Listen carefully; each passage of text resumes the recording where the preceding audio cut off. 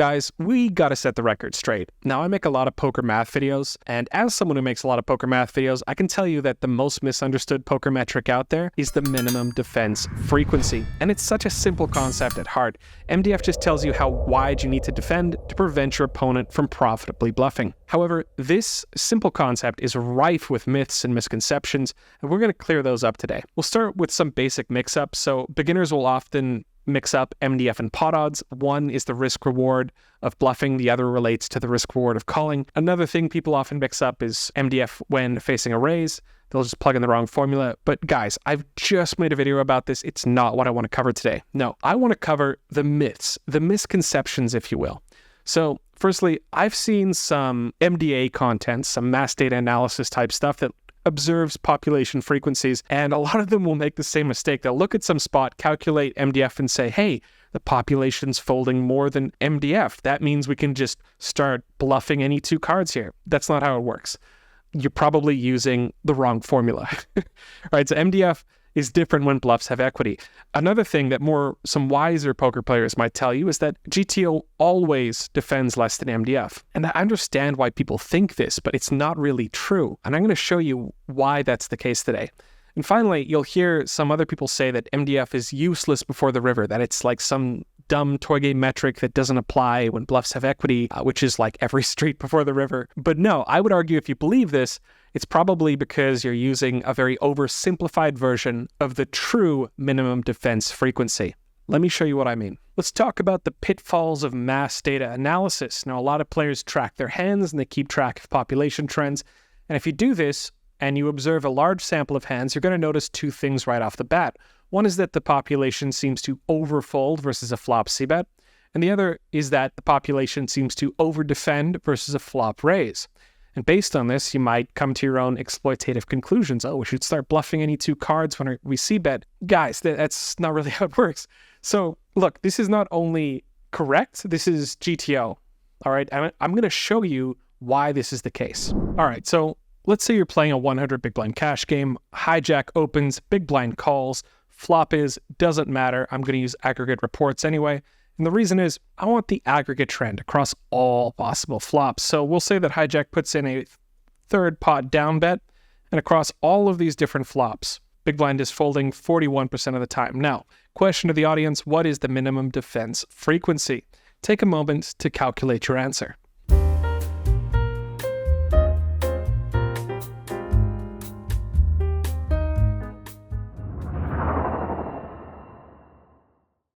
If you calculated it correctly, it is 75%. So big blind should defend 75% of their range with a naive MDF calculation.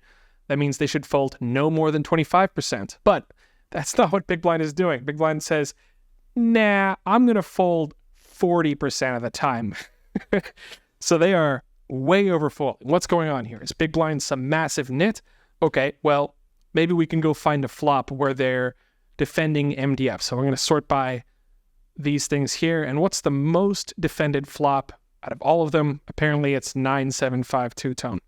And even on this one, we are folding more than MDF says we should fold. So MDF says fold to no more than 25%.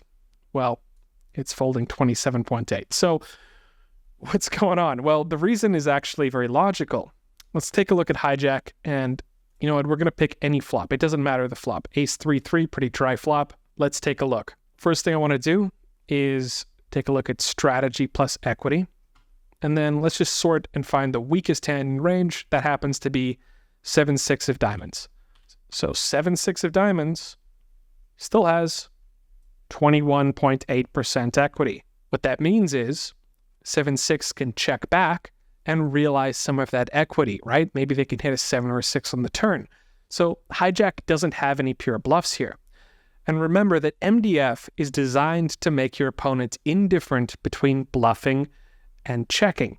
In this case, the EV of checking is high. So with 7-6, the expected value of checking is still like, I don't know, 1.66 big blinds. So like if you try and over defend and make this hand worth 0 as a bluff, why would they ever bluff? They could just check back all of their weak hands, take their turn equity, and then own you with value bets, right? So if big blind over defends here, If they call super wide, well, hijack has no reason to bluff anymore. So that's the first pitfall. If you examine any set of mass data, if you're tracking your hand histories and you notice that the population seems to fold too much to a seabed relative to MDF, well, keep in mind that in a lot of spots, they're actually supposed to be doing that. Next, let's address the second misconception, which is that population seems to over-defend versus a flop raise. Let's see if this is actually true. Returning to our aggregate reports, let's take a look at how hijack responds after they put in a small bet and face a pot-sized raise. So, question to the audience, what is hijack's minimum defense frequency and how often should they fold?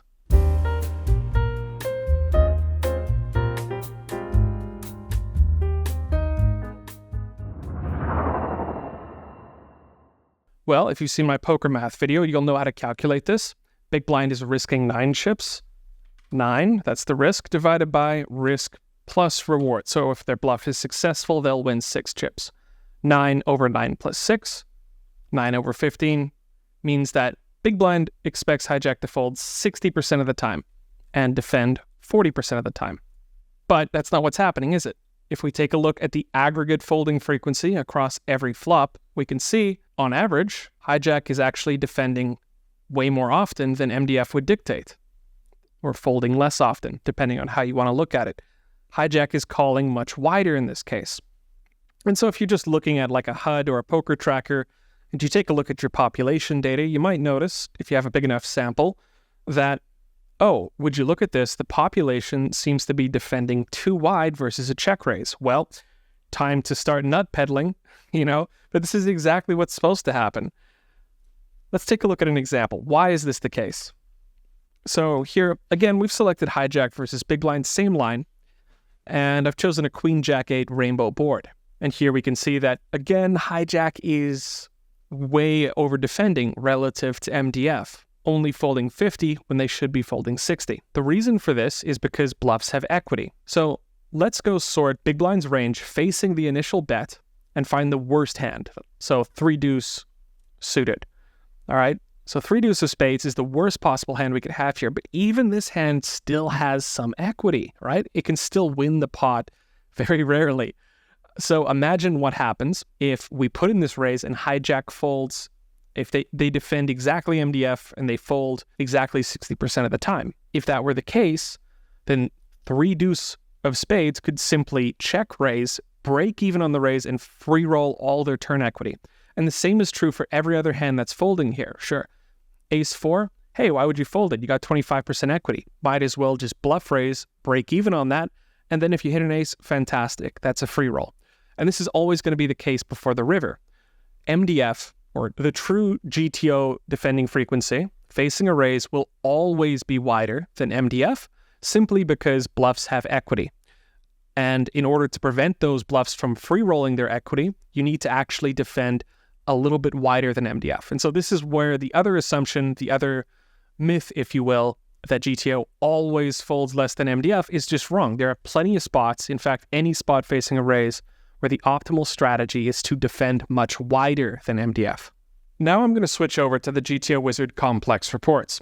Now the complex reports are great for my purpose because they essentially show how big blind will respond against a huge different range of bet sizes. And this is perfect for what I'm looking for. Now, if you want to go and take a look at the complex reports, you'll need to activate it in settings. These are hidden under legacy settings. They're an older version of our solutions. Nowadays, we generally use the simpler general solutions, but complex are still here for this purpose. So if I graph how big blind will respond, or the average response across all of these flops, and then I do that against all these different bet sizes, I can create a graph. So let's compare big blind's actual folding frequency against what 1 minus MDF would say they should fold. As you can see, the big blind almost always folds more than alpha thinks it should. And so this blue line, this represents the GTO folding frequency against different bet sizes on the x-axis and the folding frequency on the y-axis. And so I've graphed this against the alpha folding frequency. Recall alpha is just 1 minus MDF, so how often we think they ought to fold using our naive MDF calculation. And we can see that GTO is always folding more often, right? And it doesn't matter how big the bet size is or what the flop is. This is just the math of game theory optimal poker. But let's switch over to a different spot now. Take a look at how big blind responds against a small blind c-bet. So in this case, the difference is that the big blind has position, and position counts for a lot. And as you can see, when big blind is in position, they are defending almost exactly at MDF. And so what this means is that you should overfold relative to MDF out of position, and you should defend almost exactly at MDF in position if your goal is to play a game theory optimal strategy. All right, so the main three trends to know are that GTO overfolds to a c-bet out of position, GTO defends at MDF in position, and GTO overdefends versus a raise from almost all positions. Chapter 2. The math of true MDF. The expected value of a pure bluff is pretty straightforward. It's just how often they fold times the pot, minus how often they call times your bet. And you can graph this, it's just a straight line graph, right? So for a 200% pot-sized bet, the alpha is 66, meaning MDF is 1 minus this number, 34%. And if they fold more than this, well, hey, we're in the green zone, we're making money. And if they fold less than this, we're in the red zone and we're losing money. Well, the important thing to take away just from MDF calculations regardless is that if you change your bet size, it changes your risk-reward ratio. So for a 2/3 pot-sized bet, well, we only need them to fold 40% of the time before we break even. Anything above this, so if they're folding more often, we make money. Less often, we lose money. So it's a very straightforward calculation. But the fact is that bluffs have equity. And if you can understand that basic EV equation I've shown you earlier, you'll understand this next part. So when bluffs have equity, we need to alter the expected value equation and update our assumptions about how things work. Let's compare naive MDF on the left versus true MDF on the right. So naive MDF always assumes that bluffs will always lose if your opponent calls or raises. Conversely, true MDF understands that your bluffs can still have equity when called. There's such a thing as a semi-bluff. Naive MDF assumes that when you check with a bluff, you always lose. It's just zero. Whereas true MDF understands that checking weak hands isn't the same thing as giving up with them. Those hands can still have value. Naive MDF assumes that the only way to win is by forcing a fold right now. Whereas true MDF understands that you can bluff again on later streets. And so that leads to the conclusion. Naive MDF tries to make the value of a bluff equals zero.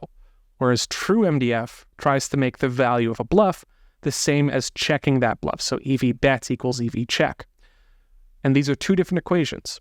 Let me give you an example. Let's say that you're on the river and you have some weak hand that has a bit of equity checking behind. So let's say you have some pocket pair, you're still ahead of some portion of your opponent's range, but you're contemplating whether or not to turn this hand into a bluff.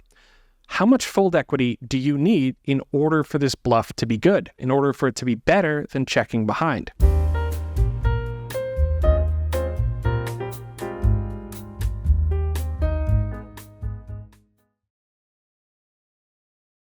Well, we'll assume you have 25% equity as a check.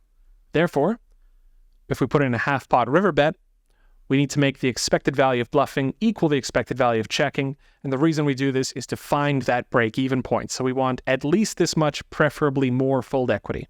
So 25% pot is equal to how often they fold times the pot, subtract how often they call times your half-pot bet. Replacing the variables, fold percentage can be written as a function of call percentage, and the bet can be written as 0.5 relative to the pot of 1.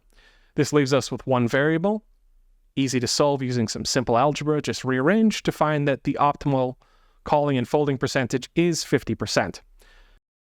Now, comparing this to naive MDF would just blankly assume that your hand is worthless as a check, therefore you only need them to fold a third of the time in order for turning it into a bluff to be good. True MDF understands that your hand has value as a check, and therefore you need more fold equity in order to justify turning it into a bluff, right? And so instead of needing 33%, now we need 50%. The True MDF formula compares the expected value of checking against betting. In the expected value of betting, previously we've assumed that when you get called, your hand is dead. But the True formula understands that hey, you know what? You could be semi-bluffing. You could have value even if you're called or even if you face a raise. So for my next example, I'm going to show you how this works with a visual rather than just typing formulas at you. So for this example, we're going to simplify this equation a bit and remove the raise term. So we'll only look at the expected value of betting versus checking in a situation when your opponent will either fold or call. Here's a graph I've built that shows on the x-axis your expected value when called, and on the y-axis how much fold equity you need in order for betting to be better than checking. And so we can confirm this for, let's say, a weak hand. So right here I have it at -1, indicating a pot-sized bet with a pure bluff. EV when called is -1, therefore you need your opponent to fold half the time, 0.5. Let's say you put in a half pot bet, EV when called is -0.5, meaning when you get called you lose your half pot bet, and you need them to fold a third of the time. Now, watch what happens if I increase the expected value of checking. Let's say that checking is now equal to 25% of the pot. So you expect to win a quarter of the pot on average when you check. That's what raising and lowering this means. So checking EV 0.25.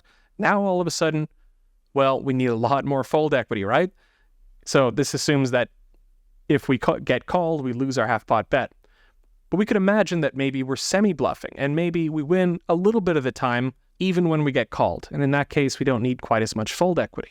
The basic concept to take away from this graph, and here I'll change it back to a pot-sized bet, is that as you increase the value of checking, you need more and more fold equity to justify betting rather than checking. And similarly, if your hand has more value when called, so for example, we can assume you're putting in a pot-sized bet, but you have some semi-bluff that has still like a decent amount of EV when called, well, now all of a sudden, we can see that we don't need as much fold equity if our hand retains value when called.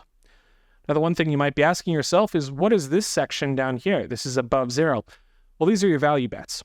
These are hands that are ahead when called, so positive EV when called means that you are ahead, but checking might still be better, right? Just because you're ahead when called doesn't necessarily mean that your EV is higher, right? So for example, let's say that you have a hand that's just very slightly ahead when called. We'll say 0.1, meaning basically break even, but very slightly better than 1. What this means is that we need at least 24% fold equity. If our opponent is folding less often than this, well, then checking behind with that value hand may still be appropriate. And so you can use this simple model to kind of figure out how the EV of checking and betting works, either for a bluff or even for like a thin value bet like this. It's all the same math at the end of the day. If you want to play around with this graph, I've put a link in the description of this video.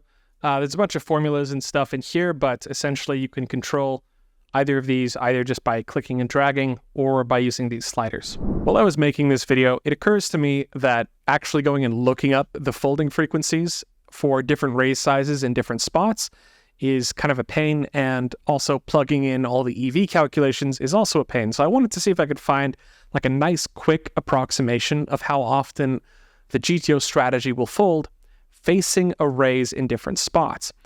And of course, it depends on the spot, but we can find a nice rough approximation, and that is the GTO fold percentage is approximately equal to the pot odds of the raise multiplied by the golden ratio. The golden ratio is a mathematical constant that seems to pop up all over math and physics. I don't know why this correlation exists, but it just kind of seems to work. This approximation will usually get you within about 2-3% of the true folding frequency. So let me show you an example. Let's say you bet third pot on the button and you face a half pot raise. What is the pot odds laid for half pot raise? Well, I have this memorized, but I can also see it's about 25%. It is exactly 25%, excuse me. So 0.25 times the golden ratio, which is 1.618, etc. I estimate that the true folding frequency is about 40%. And here we can see it's 38.3%. So, within 2%. We'll try it for a full pot raise. And again, pot odds for a full pot raise are 33.3.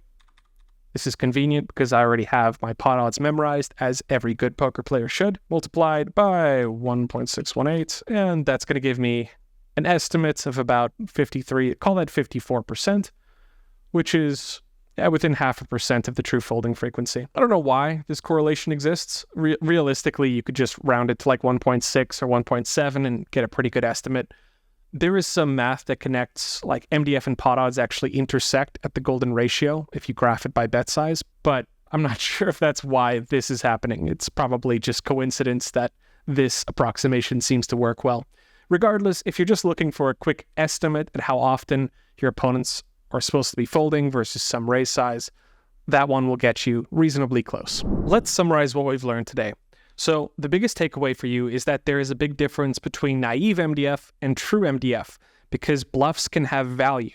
A bluff is not always going to be worthless, and therefore the defense against the bluff, or how often you should defend, is going to be a function of the expected value of betting and checking. You need more folds when checking is valuable. So if you're considering turning a made hand into a bluff, you need them to fold more often in order for that to be a viable strategy. Conversely, you need fewer folds when drawing. So a draw doesn't need as much fold equity in order for betting to be better than checking. But at the same time, a draw often has value checking back as well, keeping your opponent's range wide, etc., etc. The key trends when analyzing how GTO responds is that GTO tends to overfold to a c-bet out of position, especially on the flop. GTO tends to defend at MDF in position, and GTO over-defends versus a raise in all positions, in all spots, before the river. Now, I understand that this was more of a complex topic. I usually try and leave these for the private coachings, but I figured the YouTube audience would like it as well. If you need something clarified, feel free to ask questions in our Discord. Our Discord community is great for people to join and learn more about game theory optimal poker. And of course, feel free to leave a comment on the video if you need anything clarified. Anyway, that's my video, guys. I hope you enjoyed it. Hope you got something out of it. And as always, happy grinding.